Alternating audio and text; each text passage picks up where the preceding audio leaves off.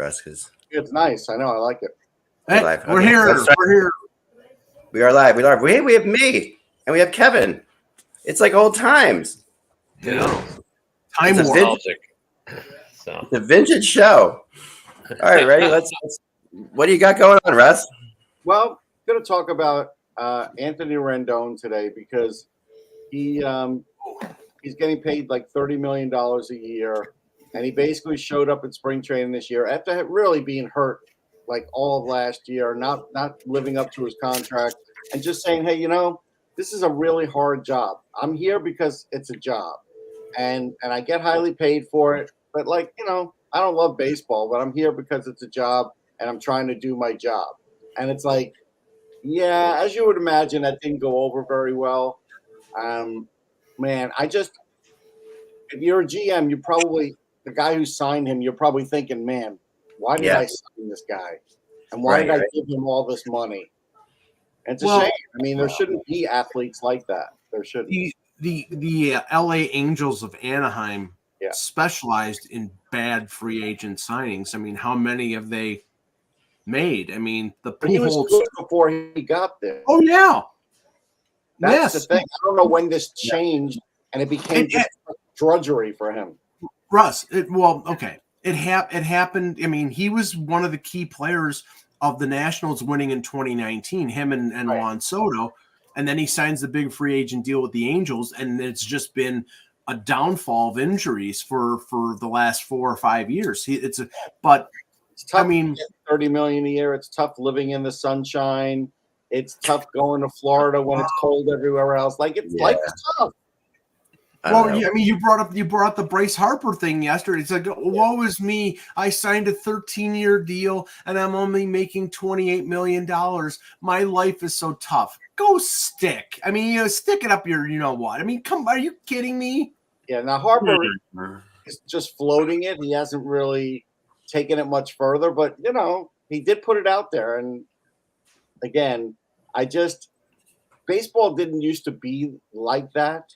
And I'm hoping that this is just – and Harper's a good guy, so I don't even care about Harper. But the Rendon thing is I hope there's not a whole bunch more of him, but there could be. Anyhow, that's it. You never know. All right, let's get started here.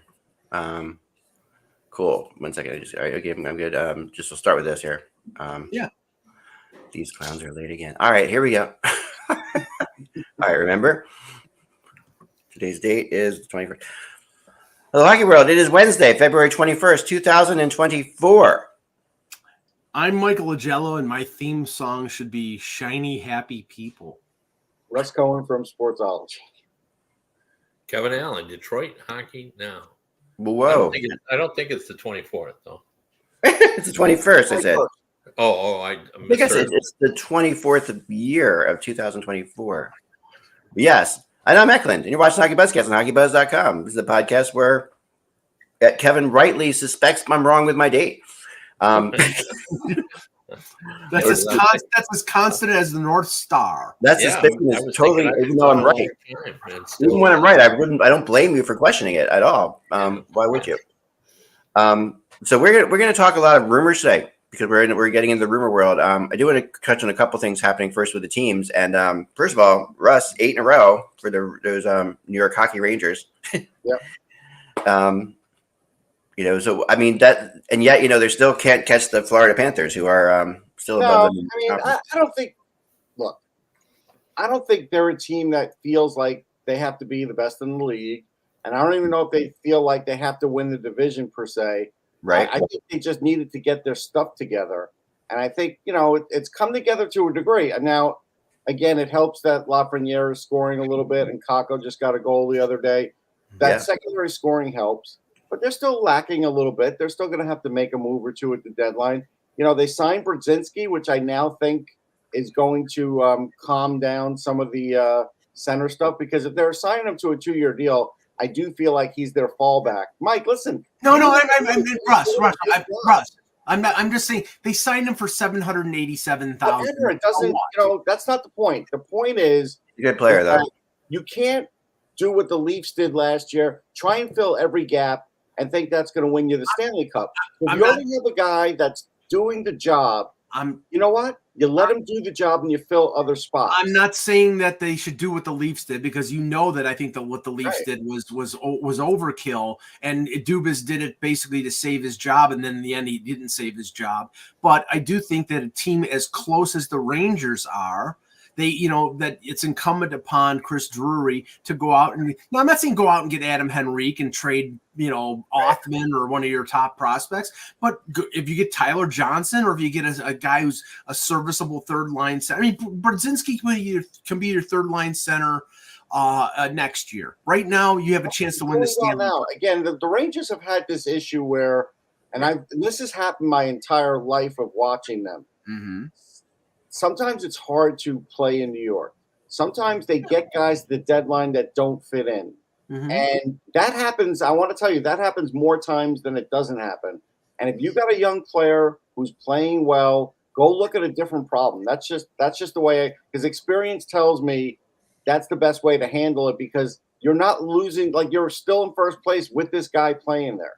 Kevin, I have to say that arguably the best free agent signing of last off season was Jonathan Quick at $800,000, because he has saved the Rangers in the sense that Shesterkin has been average, and because they had Quick, they are now Shesterkin, we know, is an above average goaltender, is one of the best in the league, but the way he was playing, if Quick wasn't there and playing the way he was playing, they'd be in trouble, and that they're not in trouble.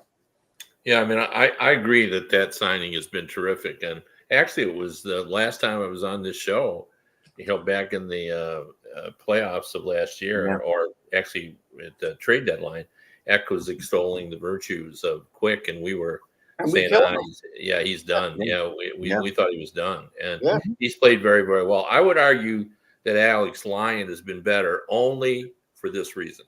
Mm-hmm. A lot of people haven't caught on to this, but Yzerman actually signed Lyon for 2 seasons. At this $800,000. Like he had a sense that there was a possibility. Like I'm not saying he knew that Lyon was going to be. But his goalie guy probably went up to him and said, lock him up if you can, because there might be something there. And he locked him up for 800 and change. Happy for that guy. Yeah, so. They've got him for next year, but the Quick signing was just fabulous in terms of you can never underestimate those kind of pickups when you add in a veteran guy, and even if it didn't work out, like what have you lost? I mean, it's really a minimum wage type signing, because you got to have a guy, and he would have been a guy, even if he was just average, but he's been exceptional.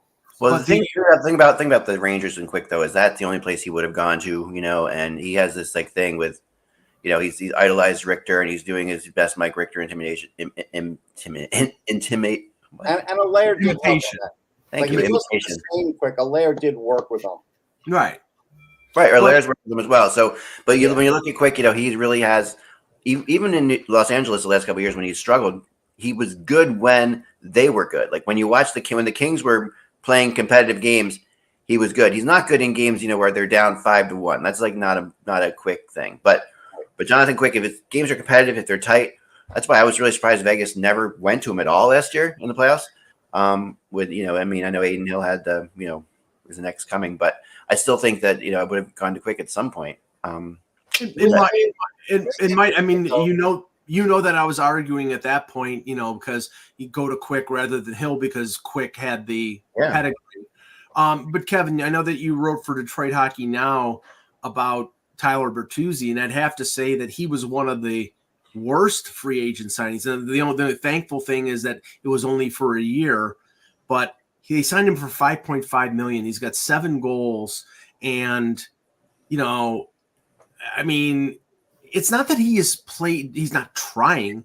The guy's getting scoring chances and just can't score. And this is not the guy who played for the Bruins last year, and not the guy who played for the Red Wings the last few years. No, that's why I wrote about him for Detroit Hockey Now. He was very popular in Detroit with probably everybody but Steve Yzerman.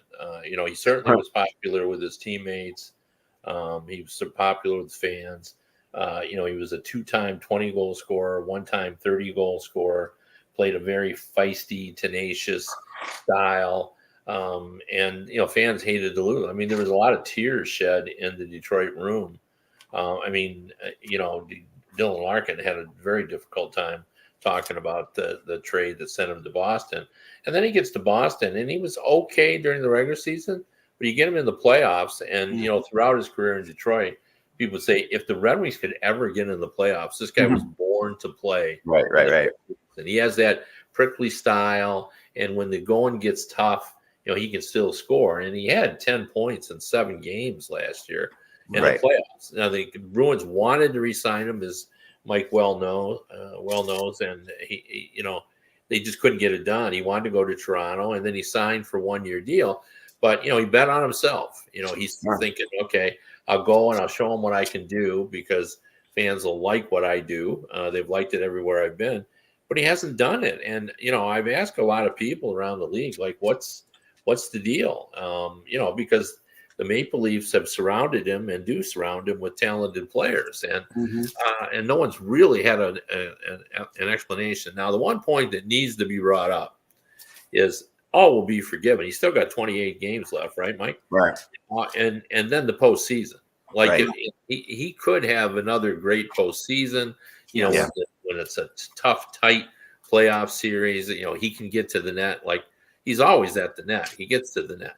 And I think that, that could serve him well. So, he can turn this all around. It's not the end of the world. But right now, he's on a pace for 11 goals. You got to give a team more for $5.5 million. Oh yeah.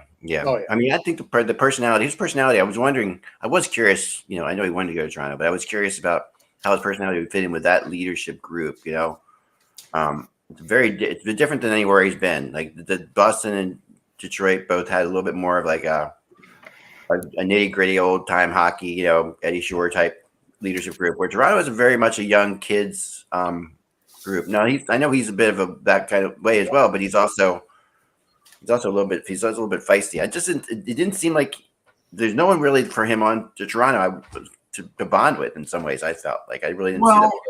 Oh, okay. I mean, but the thing is that he fit what Brad Treliving wanted to bring to Toronto, and that's the issue. And I think that's going to play out this summer and going forward, because I think that and the whole Morgan Riley situation, I mean, sort of illustrated that, because really a skill player like Riley had to be, sort of the tough guy because his team got shown up. You bring in Ryan Reeves, and Ryan Reeves is a joke because he can't be out there more than 5 minutes before being a liability on the ice. So, you can't expect on Austin Matthews or Mitch Marner to be tough guys. So, I mean, Bertuzzi was supposed to be that top 6 forward who could play, like, not Tom Wilson, because Tom Wilson's a unicorn, but be that type of physical player who could play in your top 6. He really hasn't been physical, and he really hasn't been offensive. So what is he? He feels like he's playing at that style that Toronto plays, that goes to Toronto's detriment, which is like they can be soft. I mean, they just can't be. I mean, I might be wrong, but he just doesn't seem to have that joie de vivre or whatever that he had playing. Nobody's afraid to fight him. We could start there. Nobody cares about fighting him anymore. Right. But no one cares about what? Nobody's afraid to fight him anymore. Nobody wants to fight him. Well, I want to fight him. They don't. I said this to Kevin, and this might be a factor. He had 2 broken hands last year. Does he really want to get into a fight and break his hand?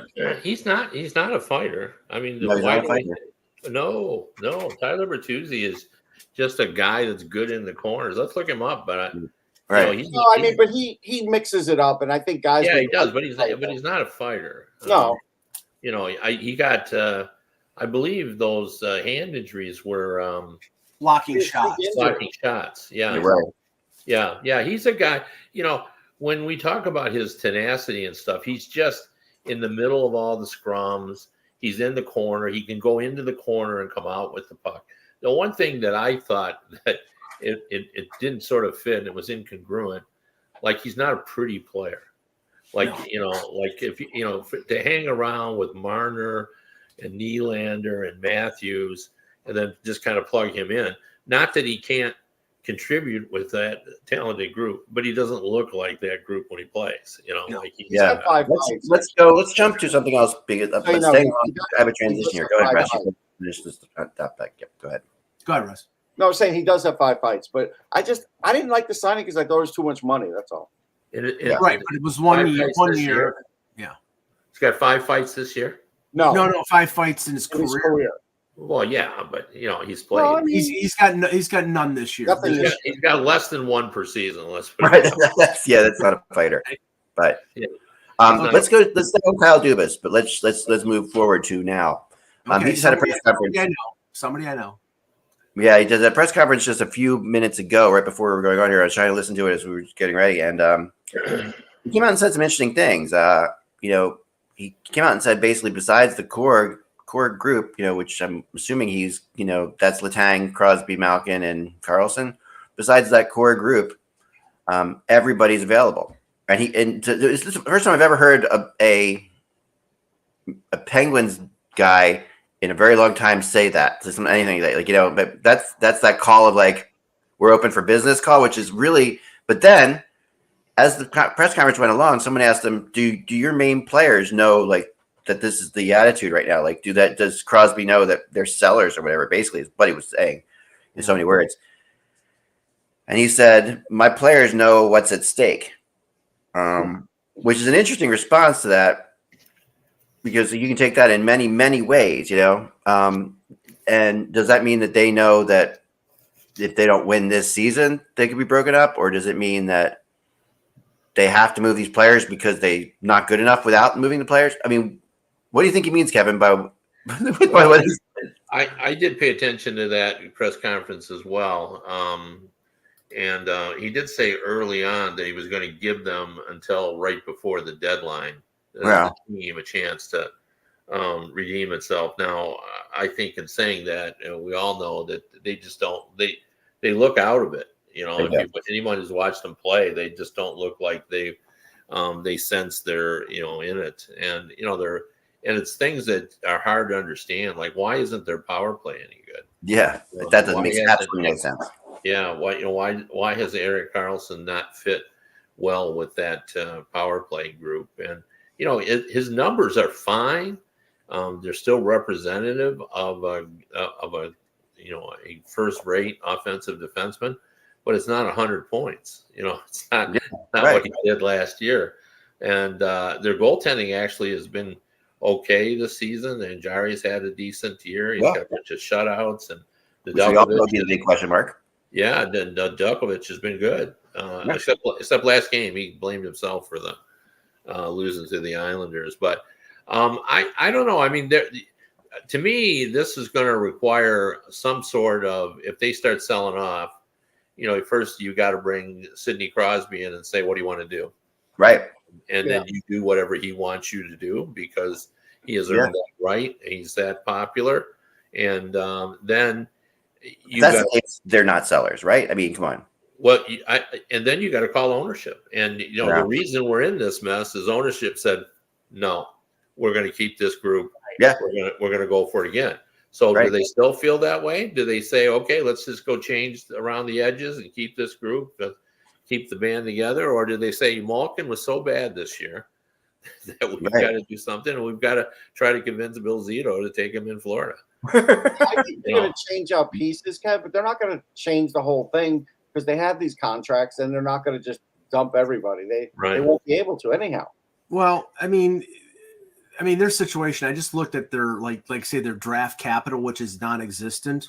I mean, they don't have a first, third, fifth this upcoming draft. And really, as Russ knows, their organization in terms of prospect depth is virtually non-existent. They're starting over. Yeah. So and Dubas, I mean, for all people who criticize what he did in Toronto, he did with a limited amount of draft picks, did make some good selections and was able to keep the shelves sort of stocked. So, I mean, if you're talking about Riley Smith, who they brought in from Vegas when we were at the draft in Nashville, or Marcus Pettersson, who's got a year left in his contract, they might trade those guys. The guy who's the prize right now is Gensel. and he's going to be back the week after the deadline. So if you can't get him on a contract, and my problem is who they signed in the offseason. Like, I mean, giving like 3 years to Noel Achari or a contract they gave to Ryan Graves was just too much. So, I think he's got to sell. They're 8 points out of a playoff spot. They're not going to make it. The ownership has got to understand that they need to restock the shelves. And if they don't like it, then Kyle Dubas, he's in an untenable position, because that's why I didn't think this was a great job to take. They're not going to. Jake is the key, right? Like, Gensel is what everybody's worried about. Everybody's thinking about. Like, if you're sellers, you move him. If you're going for it, you keep him. He is the pin that's right there, because he's really. Don't you think?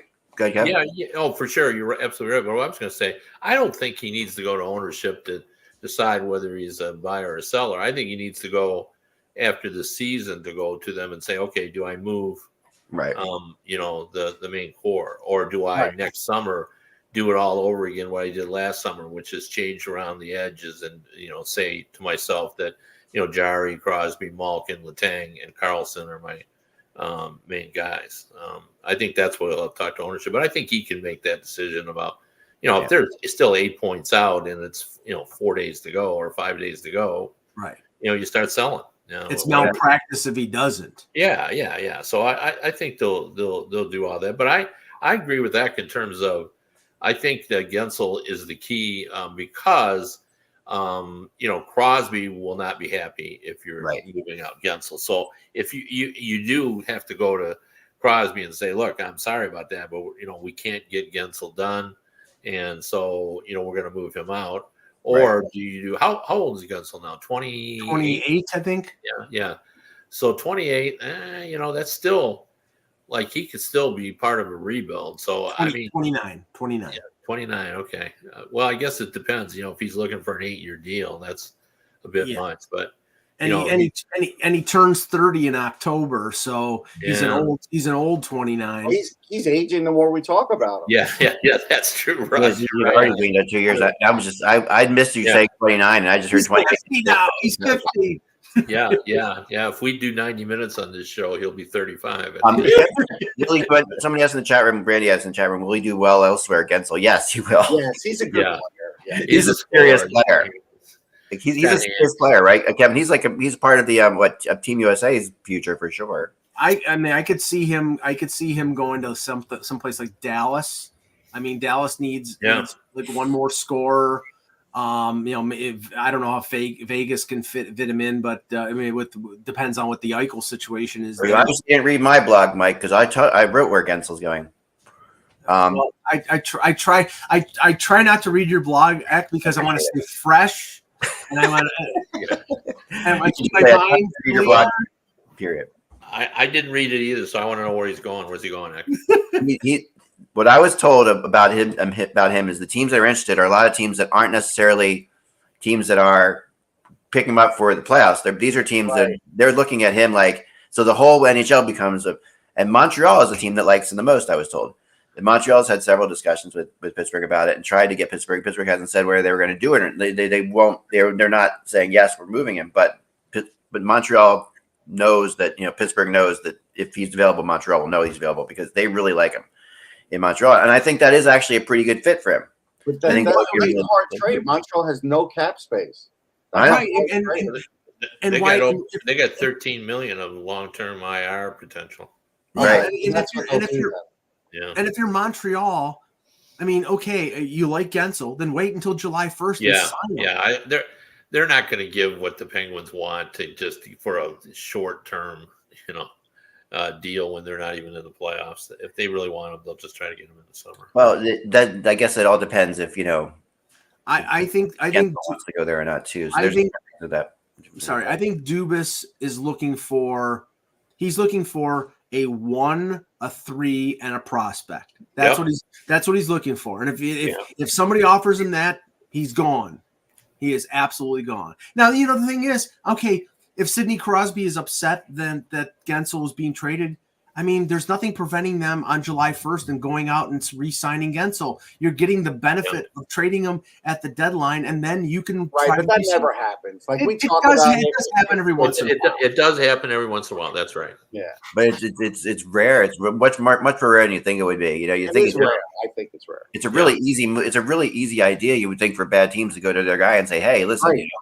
But you know what? The problem is what I've noticed is the guy leaves wherever he goes. He all of a sudden sort of likes that team, and then he's like, you know, they're not that good over back where I'm going to go back to. I kind of like this new team. Like that's what ends up happening, and most of the guys end up going to teams that they want to go to anyhow.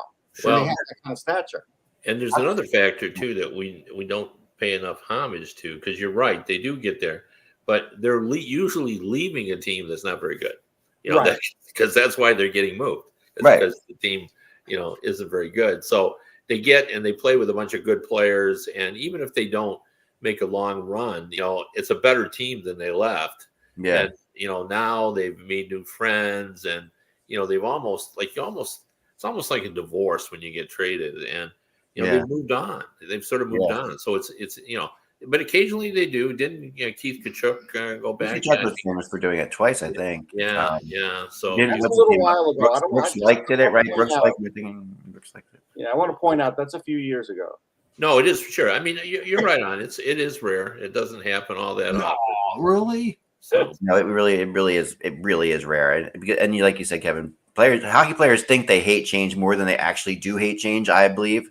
Like there's a general feeling of like, you know, oh, I'd rather stay here. I like it here. I know where the gas stations are and all that stuff. But then once they actually go to another place, they're like, hey, this place is pretty cool too.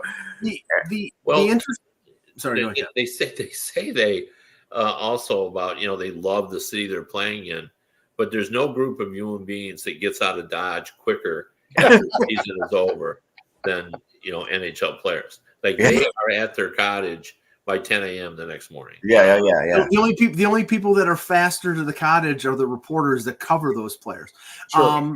Now, I've got some more, but go ahead, Mike. You go ahead. No, the interesting situation, almost as interesting as Gensel is Hannafin, because clearly, I mean, it's been made known through a number of sources that he doesn't want to go anywhere in Canada, that he wants to get traded. He wants to get traded to someplace in the U.S.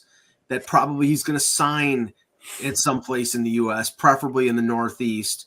And there are teams that he fits with, whether it's, you know, teams that have long-term injury room like Tampa, but I don't know what the heck they would give up because they've used up all their assets to get players previously, or a team like New York. But I don't think New York needs to spend that kind of resources on a top four. And Boston is the one that everybody says. But I think Boston needs a center more than they need another defenseman. So, you know, I'm going to be curious where he goes. It's clearly, you know, I don't think it's going to be Toronto because they know that they're not going to give up a first-round pick for a guy that they know that they can't extend. So, well, but I think some teams would. And that's why when I keep seeing this stuff for Sean Walker, I'm like, well, Hannafin's going to have to be gone first if there's any chance of a first going for Walker, like Pierre LeBrun wrote, because I really don't think Walker's going to bring a first.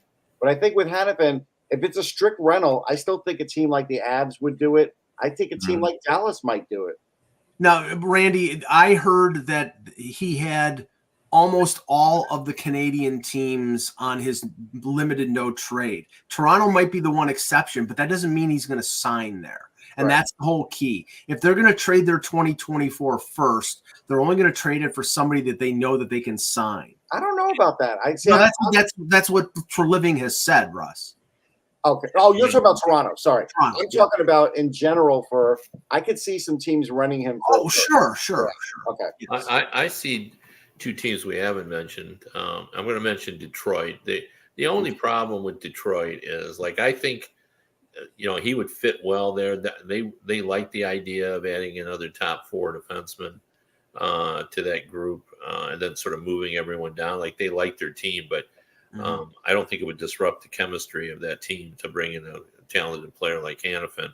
The problem with that is that everybody who's followed Yzerman knows that he just loathes the idea of giving out long-term deals. And he would have to be convinced that he could sign Hannafin on a 4 or a 5 year deal.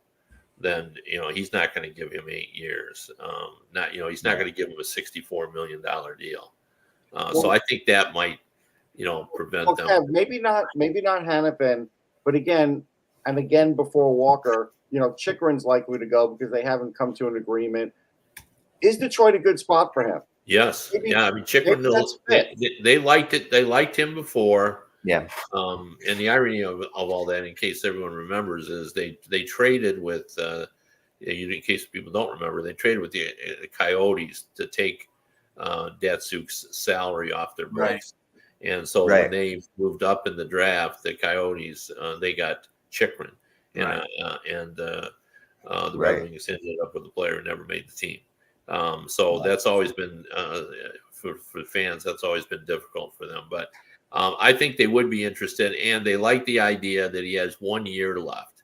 And then Yzerman could, talk to him and, try to bring him into the tent on a little shorter deal. But I think they would be in the hunt on that. I think the Red Wings would be willing to part with their first round pick.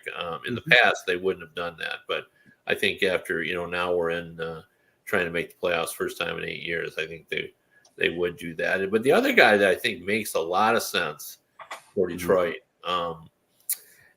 is Chris Tanev.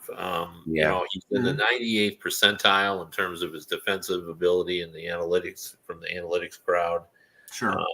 He's a guy that blocks a lot of shots. I think he's second in the league in block shots.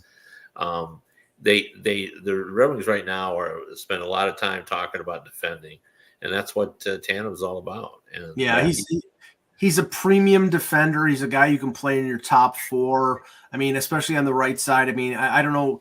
I know that early in the season, Justin Hall's plus minus was fantastic. I've been sort of tracking him, and I mean, his statistics haven't been good. I don't know how he's played. He's actually played well, but he can't get in the lineup.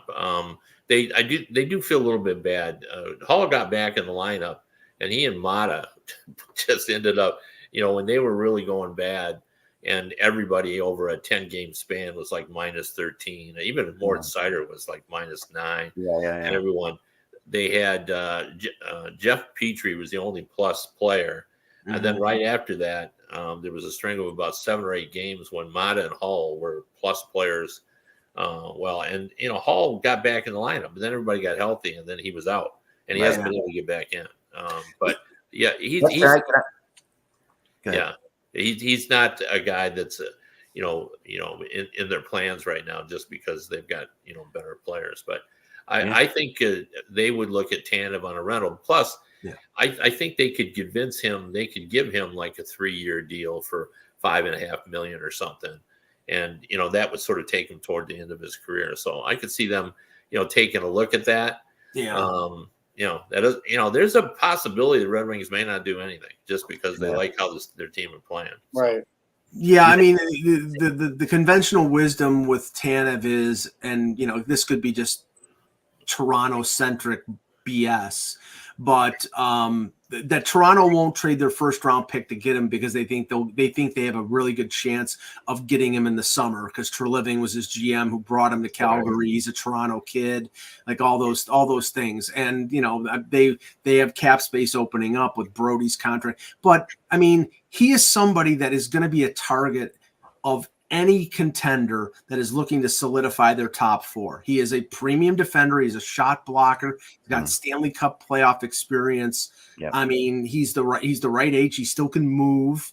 So yeah, I mean, I think I mean, to me, he's target 1 or target 2 on the trade board. Yeah, I agree with you. He's up there in the top 3. But what's interesting about him, and Russ, I'd like to get your thoughts on that as a talent evaluator, because I always get the impression that shot blocking and good defense goes hand in hand with physical play. And Tanev obviously is not a physical player. Like you look at his hits, and he's got low numbers of hits, like well below average. He's not a big hitter. Now he doesn't back down from anybody. He's aggressive, and right there he'll push players out of the way and stuff. But it's interesting that he's not a overly physical player. Now, I do see some defenders now, and especially guys coming into the draft the last few years who are not physical, but will block shots. Definitely can suppress because they know how to play the angles. They know how to keep the puck away from the opponent or outskate them at times and skate it out of their zone. So they're learning a lot of that stuff. And I think there's fewer actually physical defensemen than ever before. Like when you see them in the draft, that's why when you see some of these physical players, teams jump on them quickly because it's just not that many of them. Yeah. Well, that's definitely true. There's no question about that. I got a couple other players I wanted to kind of like do a little bit of a quick hits on. I thought would be kind of fun for the last 20 minutes we got here. So Hanifin, first of all, by my rumor chart, I'll just say where I have him on the rumor chart, and then and you will take turns. Somebody can jump in. But as far as Hanifin goes, since we started with him, he's right now I have 40% to New Jersey, 30% to Tampa, 20% to Boston, and 10% he stays in Calgary. That 10% is probably being too polite. Yeah, but, I think it's about 2%, but Kevin, any thoughts on where else I should have him? I mean, Elliot Friedman, I believe it was Elliot who said don't rule out Florida. I would throw that into the mix as well. And Florida is playing so well. Like, we haven't spoken about this, but like as good as the Rangers have been, they haven't been as good as Florida. I mean, Florida is just I saw that stat the other night on the national game on ESPN where, since, and I forget the date, but going back a ways, the highest score in the league is Kachuk. Not Matthews, not Connor McDavid. Right. Isn't that crazy? And Sam Reinhart's going to score 50 goals, which I think, seeing him for as many years as I did in Buffalo, never thought that would be the case. But the weird thing is, and I saw Florida last week, Kev, is that you look at their defense right now, and that is not an area of need. I mean, okay, Ekblad and Montour came off long-term injuries early in the season. Maybe they're concerned about, their durability. But Ekblad, Forsling, Montour, Oliver Ekman-Larsson, Nico Mikkola, they're deep on defense. I think they need another forward, but Bill Zito knows better than I. If they're worried about durability on defense, then you could do a lot worse than Hanifin. Yeah. Well, I mean, I wouldn't dispute that because I love their defense as well. So it's interesting that Dallas. Go ahead. Dallas needs help in their top four. Yeah, I think they need help in their top four because they've got guys at the bottom, guys at the top. They're missing one in the top four, and you figure with the goaltending they have, they could really be dangerous. Well, do you think that they're worried about Thomas Harley being the real thing, or no? I don't think it's Harley at all. So in their lineup, and I haven't seen them play lately. If Derek Pouliot's really in their lineup, they could take him out easy. Well, yeah, but I mean, you've got Heiskanen, Lindell, and and they also have Hanley in there, who is another guy they could replace if they wanted to. Right. So that's what I'm saying. They could make their top four a lot better and not pile the minutes on Suter, which I don't think they've been doing anything. Next, I want to step into Trevor Zegras, who is on my rumor chart as well. And this is an interesting name to be on there because, by all accounts, he was, at least before this year, when his record and his numbers are down, and people are suddenly down on him. But he was a budding star. He was going to be one of these players that we were really going to see a lot of. He seemed to be on top. He's having a really rough year this year. Well, and he's injured. He's injured, right? So, and now his name is definitely popping up in rumors. He's incredibly affordable for 2 more years. Well, this is my tilapia story all over again. Several years ago, nobody had ever heard of tilapia. And then everybody woke up on a Tuesday morning and everybody was eating tilapia. And same thing with avocado toast. Nobody ever in their right mind considered putting avocado on toast. And then everybody got up on a Thursday morning one day and everybody was eating avocado toast. Now, Trevor Zegras was a young player that everybody loved. And then we all got up, scratched ourselves on Friday morning and say, we hate Trevor Zegras. Now, when you go around the league, I ask a couple of things. You got any interest in Trevor Zegras? No, not at all. Like, he's still got a lot of potential. I remember he missed time this year. Yeah, he missed time. I'm telling you, everybody has changed their mind about Trevor Zegras. That is just the general consensus out there, and it's weird. I mean, I think if they had Zegras on their team, they'd be like, okay, we'll stick with him. But I get it that they don't want to give up big assets because he really isn't going to play defense. He's not. Yeah, well, that's what people are just telling me. He's just not worth what they're going to want for him. And Kevin, everybody ate tilapia except people in Buffalo. They stuck with beer battered haddock. Yeah. Still don't know what tilapia is fish or not. If it's just like flounder, they renamed tilapia. That's what I always thought it was. Anyway. Yeah, it could be. Yeah. You could be right. All right. Next, UC Saros, another name that's kind of controversial on the rumor chart. Well, or anybody puts him on a trade list because this would be a major thing for the Predators to do.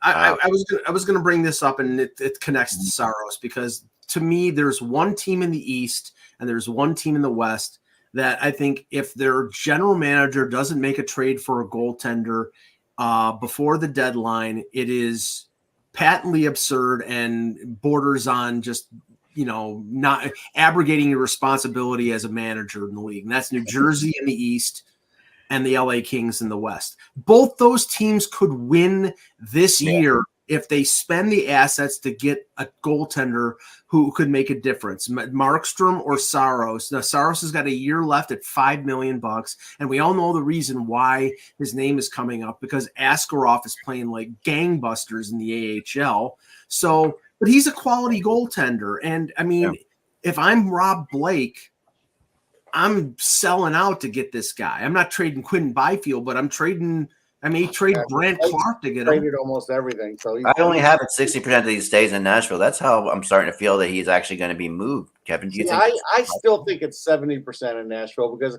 I think they're asking for the moon. I could see him getting dealt at the draft, but I think they're asking for the moon and they're not going to get it. That's just my feeling. Kev, what do you think? I think they will trade him, but I'm with Russ. It doesn't make any sense to hurry it along unless someone gives you an overwhelming offer because you always do better at the draft when everybody can move. I have 20% to the Kings and 20% to the Devils, Mike, along your line. Well, one thing we got to factor in the Kings thing too. I think Blake is out of a job if things don't go well. I agree. So I think he's under a lot of pressure. He's got to do something to get that team turned around. And I agree the first choice would be a goalie. And I think Saros is probably the best option for the Kings. He really is the guy. If they're going to get somebody, because Markstrom would be. Well, he's two more. Might not want to go to LA, even we don't even know. But Markstrom has agreed to go to New Jersey already, so it's hard to say. But yeah, and then my next deal is tough. I was asking around when I was at the Stadium Series. The problem with the deal is it's not just about retention. It's about other people going in the trade. Yeah. And then you see that, I saw other people right now that Calgary doesn't want a goalie in return. I don't know about that. Right. But if that's true, it makes it difficult. And that's why that trade may never happen. Well, I heard that they do want a goalie in return, so I don't buy that. I don't know about that because they have Vladar and they have Wolf. And the whole point of trading Markstrom is to get Wolf playing time. Yeah. But the issue in Calgary is the fact that they don't ever retain salary. They've retained salary once ever, and that was David Rittich a couple years ago when they traded him to the Leafs, and that was an expiring contract. You're talking about retaining salary on Markstrom for what, 2 or 3 years? 2 after that's a bridge too far for them. So they may have to take less in return if they have to trade the full $6+ million on Markstrom. That's the dilemma probably right now. If you ask people out there who the best center is available in this trade deadline right now, I've been asking people that question. Adam Henry. It would be Adam Henry. The only one that's left. It's the only Scott Lawton's a center too. So I think that center, but yeah, he's a center. I would put Lawton right as a 1A behind Henrique. I honestly think that highly of Lawton, but I think that Henrique here is the guy that everyone seems to think. I've got 35% going to the Rangers, 30% to the Islanders, because even though I heard the Islanders are in, it's a weird move, obviously, but no, that's a perfectly understandable move for the Islanders. You trade for a guy who can't score. No, but the Islanders are actually okay up the middle. I don't see it. Yeah, former Devil, obviously. Unless they use him as on the wing, which they could. The Devils have interest as well. I do know that for fact. So 20% going to the Devils. For the Islanders, don't we have to queue up the Tarasenko rumors? Thank you. Yeah, we do. Yeah, we always do. Right, I know. Although Russ thinks that Ottawa should pay any team trading for Tarasenko to take him. Yeah, I'm telling you, he's a great regular season performer. He stinks now in the playoffs. That's my opinion. He had one. He had a good playoff couple of years. He did one playoff for you, but he was. The one thing about the Islanders, they just don't have any cap space. I mean, there's no long-term injury dollars there, so you're going to need some creative financing. It's a money in, money you out. Have to get Tarasenko on a land contract or something. I think Tarasenko's heading to Florida. I really do. I think that's the place with that. That could be that the Panthers would go out and get. Do it. I'm telling you, they shouldn't do it. They'd be better off with Frank Vetrano instead. He would get some more goals. He's got 25 goals. I mean, he's a better player at this point in his career. No, they had Vetrano, and they wouldn't. They let him go. I'm just saying as an example. No, I think an Anthony Duclair going back to Florida might be because they know him and they like him, but it is interesting if they did something like that because it wouldn't. You know how normally we worry about trade deadline deals affecting the locker room. If you get Vetrano or Duclair, two guys who are very familiar with that locker room, it's not an issue at all. It's just like they were hurt a long time. So, but that I do think is interesting. I'll just say this about Lawton. Mm-hmm. To me, Lawton smells more like a summer deal or a draft deal because he's got term. There's no rush. If you're the Flyers and you don't get what you want for him, then you can wait and hold off. And they're in the playoff mix right now. They got to concentrate on trading Sealer and Walker. And if they can't get Walker signed, they have to trade him. The one thing about the Flyers that I said today that has to happen is they have to make a trade. If they actually went through the trade deadline with no trades, like what happened, that won't happen. Danny Briere would get killed, whether he's in a playoff spot or not, because they have this plan for the future. So they do have to make trades. Yeah, they will, but they're not. They would actually make a trade. I do believe they would trade. Lawton for the right price. I don't think that the fact they're in the playoffs means anything to them as far as that goes. Like if they I agree. I think they would. They got a first round draft pick for Lawton. They're not getting a first. I'm just saying that they would move him. Yeah, but they're not getting that. That's not. That's I'm like telling you, if I gave you $100,000 right now, you'd sell that piano. Otherwise, you're not selling it. But I'll give you that piano for $100,000. I'll say this to respond to the question: who's the best center? Okay, Henrique is the best rental center. Russ is buying the piano. Thanks. Sorry about that, Mike. Henrique is the best rental center, and he's the most likely to move. I think the best center that could move is Casey Middlestat, but I just don't know whether the Sabres will move him. I think it's likely they move him in the summer because they honestly they can't sign him. They're spending $7 million on Tage Thompson and Dylan Cousins, and they cannot afford another $7 million or $6 million center. So I think he's going to get traded, but it's a question of whether they get the best value before the deadline or if they get the best value in the summer. And I think they look at the best value in the summer. Yeah, I'm not even including him on. Even though I did write a story about what they could do with him. I just think that that's just not going to happen. That they want too much to get this done at the trade deadline. Right. That very well could be the case. Another guy I have on there is Riley Smith. With Penguin. You might have talked about him, Mike. He's got playoff experience. Obviously, he's been in a Vegas night and been in some pretty big playoff games. I mean, am I wrong to think he could go back to Vegas? That's why I think he's going. Yeah, he's going back to Vegas. Yeah, that's what I think.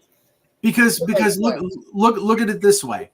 Eichel had surgery in late January on this lower body injury. It is not out of the realm of possibility that Eichel stays out until after the regular season and comes back in the playoffs. If that's the case, they have about $8 million or $9 million in LTIR money, and then they can trade Riley Smith, probably trading back the draft pick that they got for Riley Smith in the first place. So I think that it could happen.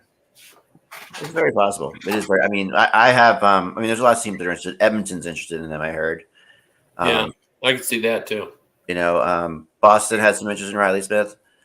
I mean, Eck, I know Edmonton is looking for a forward, and we're talking about Riley Smith going back to Vegas or Duclair going back to Florida. The biggest name in terms of going to Edmonton is Jordan Eberle. And that's all. It depends on whether Seattle drops out of the race. Right now, they're 4 points out of a playoff spot. If they fall behind 6 or 7 points, then that's a guy who can play in Edmonton, who played in Edmonton before and was liked in Edmonton. I think that would be I think that could happen too, right? You think so, Kevin? Do you think they bring Beverly back? I think they would, but I think there's going to be a lot of suitors, for him.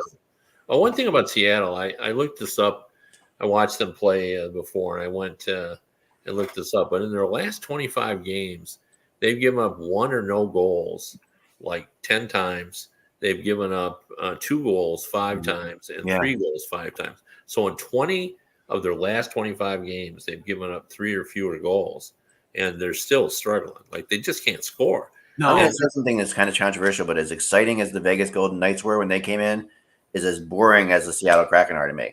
But they scored last year. That's the thing. Last year they were fun to watch. Right now, this year, I think the problem is they're like McCann had a career year, so they're counting on him. He was going to drop a little. Berniers is, he's struggling right now, which happens. He really is struggling. Players. He didn't look like the same player. Right. Yeah. So they're not getting that production, and I think that's a big part of it. But their advantage is they're one of the few teams that actually has cap space to make moves. Right. I mean, I know that Seattle has been in Buffalo for 2 or 3 games recently on their homestand. There's a lot of talk about a guy like Victor Olofsson, who scored 28 goals last year, but is basically an extra forward for the Sabres. That's somebody they could get probably very, very cheap, and who they could maybe plug in and could score goals for them. I mean, if they get power play, he's a power play guy. I think they already have a good power play. But Russ, he's a skilled player who I think is just sort of rotting on the vine in Buffalo, and that might be somebody who he doesn't score a lot 5-on-5. We know that. No, I just said he didn't. But but 28 goals last year. Down the stretch, you need guys that can score 5-on-5. Right. I got another good name for you guys, and that is Thomas Novak. They're 17th in the power play. They probably could use the help. Okay. The Nashville Predator, Thomas Novak, who is a UFA. Yeah, Novak's a good name. And he, $800,000 he's making this year. He's a UFA next year. The Preds like him. They would love to keep him, I heard. But I also heard that there's a big word out there that the Buffalo Sabres might be the team that would go big on him. And I also heard Colorado is a possibility, but Buffalo more so. I don't know. This is another long-term thing. What are your thoughts? What Buffalo's looking for. What's his contract status? He's a UFA next year. So he's only making $800,000 right now. So he's a rental. He's somebody that a team that's really cap strapped, they can plug in because but that's why Buffalo. Again, you can sign him July 1st if you like him. You don't have to wait. You don't have to trade assets to get him. I always feel that too. That you rarely see teams trade for someone if they're not, in the playoff race. Russ, they're third line center. He's a young guy. Like young guys is a different situation. You're right that they can wait. They can wait, hold off, and sign him. Or there also is this thinking that some GMs and coaches have that they like to get a guy in for the rest of the year. Well, here's the argument I will give Mike. If they did trade Middlestat, it would make sense then to pick up Novak because he would be a good fit for them at that spot. So that could be their fallback plan. Like, hey, we trade Middlestat, let's go trade for Novak. Who cares? Bring Novak in. He sees he's got a big role on the team. He likes the Buffalo area a little bit. You can bring a guy around over in the. And you can slot him in there. He'd do well. Yeah, I can do as well as Middlestat, but he'd do well. But the problem with the Sabres is center is not their issue. Center, they have Peyton Krebs who they can move up to third line center if they trade Middlestat. Or they won't move him to center and they'll just keep him on the wing. Like that's a good true center, Mike. So, no, I'm not right, and then that's why I think like a team that needs a center like Boston or the Rangers, who doesn't have a lot of cap space, that is where I would think he could go. Oh, maybe Boston gets Middlestat. That's what I'm saying. If they lose Middlestat and he goes to a team that needs a center. Right, but again, Russ, they can. If Buffalo trades Middlestat, they can just wait until July to sign Novak. Yeah, but the problem is, in that circumstance, if they need a center and like teams know like they're not really going to play Krebs there, teams are going to go after him because he's going to be a $3 million center. Like a lot of teams, not just Buffalo. Yeah, he scored 40. He's not without talent. Go ahead. He scored 43 points last year. He's got 28 and 45 games this year, so he's on pace for 40. Yeah, I mean he's gonna make decent money in free agency, but I don't think a team that is a non-contender is going to waste assets when they can sign. You may spend a little more money, but that's so what? It's draft picks are valuable. You don't trade them. One more player because it's 4 o'clock. I only gave you a scenario where I think that happens. That's all. Yep. Sorry to cut you guys short. One more player because it is 4 o'clock, and that would be. And I'd like to throw out a player that no one's really talking about being traded at all that I've heard his name mentioned. And it's one everyone laugh at me for, but this is the name I've heard. And that is Colton Parayko. Oh, he's been talked about. Has he been? Okay, I haven't heard people talking about him. Yeah, he's been talked about, but okay. Here is the issue with Colton Parayko. If he is a big defenseman who does not play like a big defenseman. He is, he's offensively talented. His apex was that 2019 Stanley Cup victory. And he has never been the same player since. Is he a good defenseman? Sure. He's got 6 more years at $6.5 million, and that is an albatross. Right. Now, Kev, I think he's liked around the league, but I think that term, I don't think St. Louis is moving him because I don't think they can get enough value for him because of that contract. Yeah, I mean, I think teams are interested in him, but that 6 years that scares them away. They just can't. Let me play devil's advocate on that, though, Kev. I mean, we've talked about what a defenseman's worth. Colton Parayko still has a lot of upside left in him, and you're talking about 6 more years, and that could turn out to be a killer, reasonable salary if he continues on an upward trajectory like he has the last couple of years. How old is he though? That's what I'm looking up. He's not old. He's like 20. He's 30. He's 30 years old. He's 30. So you're talking about that contract till age 36. Yeah, that I know for sure that's what holds him back. Yeah, the contract is what's. I mean, I don't know. To me, he feels like a young 30 to me. I mean, I don't know. Maybe I'm wrong about that, but I don't think that he's going to have a lot of. I think the reason his name is out there, Eck, is because they're trying to get out from under that deal. Yes. Sort of similar to what Philadelphia and Rasmus Ristolainen. And I think Parayko is a better defenseman than Ristolainen is. But I did a lot with Andy Strickland about Parayko recently, and he claims that Colton Parayko is maybe their MVP this season. Like he said, that's how Parayko's been that good. So we're not talking about like a. Well, okay, and I'm just he is primarily an offensive defenseman, and in the last 3 years, 35. 27. This year he's got 21 and 55 games. Now he's a plus this year, and he was a minus 19 last year. So, and I saw him, and he is playing better. He's playing better. I saw him help on the power play. I think they're going to trade Perinovich. I think that's who they're going to dangle out there to try and stay in the playoff race. St. Louis. And they're still trying to trade Torrey Krug. Yeah, I don't think anybody will take Krug. Perinovich can get traded though. But so you don't think Parayko could? Yeah, I think it's just hard to move any player with 6 years left. Because you get no cap relief because nobody is retaining salary for that long a time. If I was a team like Seattle, I'd be all over it. Like, I mean, to me, like you can get a guy who, I mean, even though he's 30 years old, like I said, he feels like a really young 30. When you watch him play, he doesn't look like. I mean, and sometimes defensemen come into their own in between 30 and like 34. So you could have maybe the 6 years is a lot of years, but the next 4 years, he's the number one defenseman on Seattle, or even another number one defenseman on a lot of other teams in the league. Honestly, Kev, this is, and I have found that this is an issue, and maybe it's not an issue with management, but it is an issue with fans. when you're a player like Tyler Myers and you're 6'7" and 250 pounds, they expect you to be Zdeno Chara and be a physical force. Parayko is 6'6" and 230, and he is not a physical defenseman. Never has been and never will be. Yeah, I mean, it's been happening a long time. I mean, I go back to in my younger days when Willie Huber came up with for the Detroit Red Wings, and he was 240 pounds and 6'6" or 7, and they just hated him because he just wouldn't hit. He was an offensive defenseman. Right. He just, they just expect if you're big that you'll do that. But I think the bigger problem is we have not recovered at all from, what happened during COVID, and no one has room to add a 6-year contract to their deal. And Seattle, I mean, their strength is their defense. They've got a bunch of guys that are playing really well there, and they've managed to keep the puck out of their net. I mean, I'll give you another name too.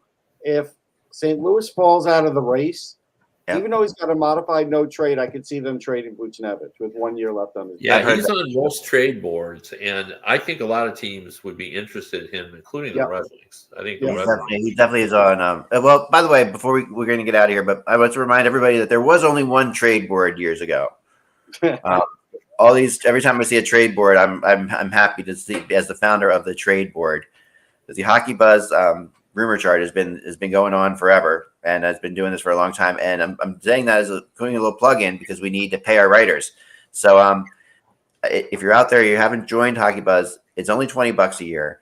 You get, to me, what's worth it in and of itself is a totally advertisement free website, which is really, really nice. Like every once in a while when I'm logged out and I have to log back in, I see the ads on the website. I'm like, wow, I'm so used to going on an ad free website. That's free to you guys for the $20, and you'll get the rumor chart, fully rumor chart all the time. Besides, and big prizes, bigger prizes in the fantasy games, all different sorts of things. But the big thing to me, just for $20, I'll pay almost any website I visit often $20 to have no ads on them. So to me, that's like just for $20 a year, we'd really appreciate it. It would go a long way. And if you watch the trade deadline show, which we're going to have on trade deadline.